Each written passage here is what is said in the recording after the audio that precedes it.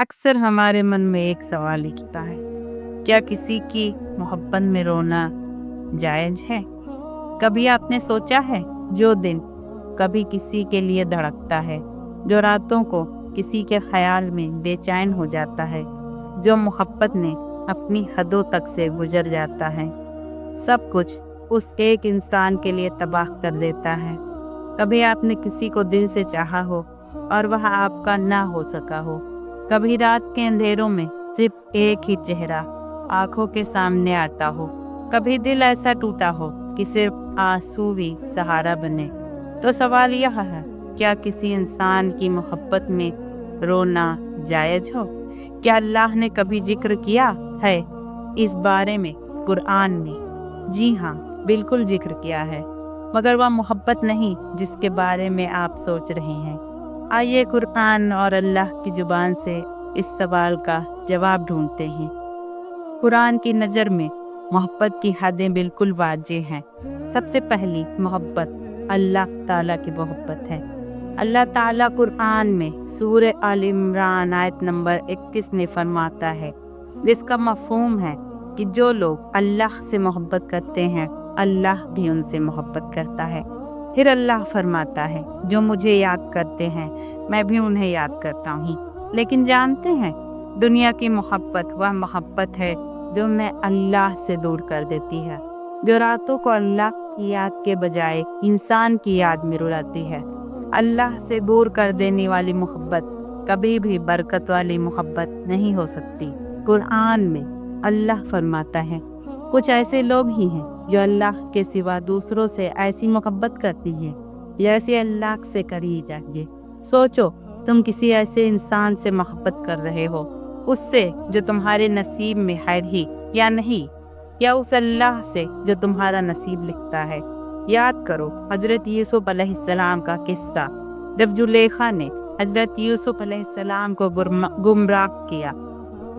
हजरत यूसुफ अलैहिस्सलाम ने सब्र किया और ऐसे मोहब्बत से कैद को बेहतर जाना कि जिल्लत और रुसवाई को सहा।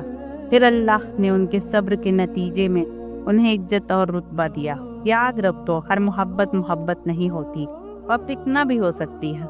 हो सकता है वह तुम्हें गुमराह करने आई हो, या फिर तुम्हारे लिए सबसे बड़ी आजमाइश हो। अल्लाह ताला कुरान पाक में फरमाता है, हो सकता है कि तुम किसी चीज को पसंद करो और वह तुम्हारे लिए बेहतर ना हो, और हो सकता है जिसे तुम नापसंद करो वह तुम्हारे लिए बेहतर हो। अल्लाह जानता है, तुम नहीं जानते।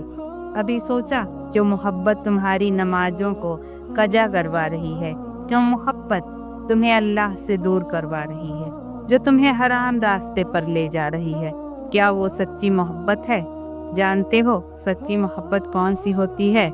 सच्ची मोहब्बत वो होती है जो तुम्हें अल्लाह के करीब कर दे, वह मोहब्बत जो तुम्हें सजदे करवाए, वह मोहब्बत जो तुम्हें पाकीज़ा रास्ते पर ले जाए। जानते हो, जब बेहतर वक्त आएगा, अल्लाह तुम्हें वही शख्स देगा जो तुम्हारे हक में बेहतर होगा। याद रखो, अगर तुम किसी से मोहब्बत करते हो तो पहले अल्लाह से मोहब्बत करना सीखो।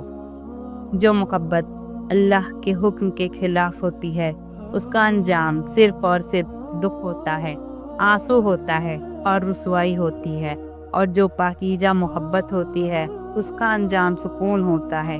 रोना एक फितरी अमल है, अल्लाह ने आँखों को बनाया ही आंसुओं के लिए है। सूरह नज्म में अल्लाह ताला फरमाता है, और बेशक वही अल्लाह है जो हंसाता है और रुलाता है। तो रोना हराम या नाजायज नहीं, बल्कि एक फितरी जज्बा है जो अल्लाह की तरफ से है। मोहब्बत में रोना नाजायज नहीं, मगर यह रोना इंसान को रब के करीब ले जाए तो मोहब्बत नूर है। और अगर रोना सिर्फ मायूसी, शिकायत और गुनाह की तरफ ले जाए तो वह मोहब्बत आजमाइश है। इसीलिए जब किसी की याद में दिल बेचैन हो तो रब के सामने रो लो, क्योंकि वही दिलों के हाल को जानता है, वही आंसुओं को इबादत में बदल देता है, और वही रब है जो आपकी खामोशी में भी पुकार सुन लेता है।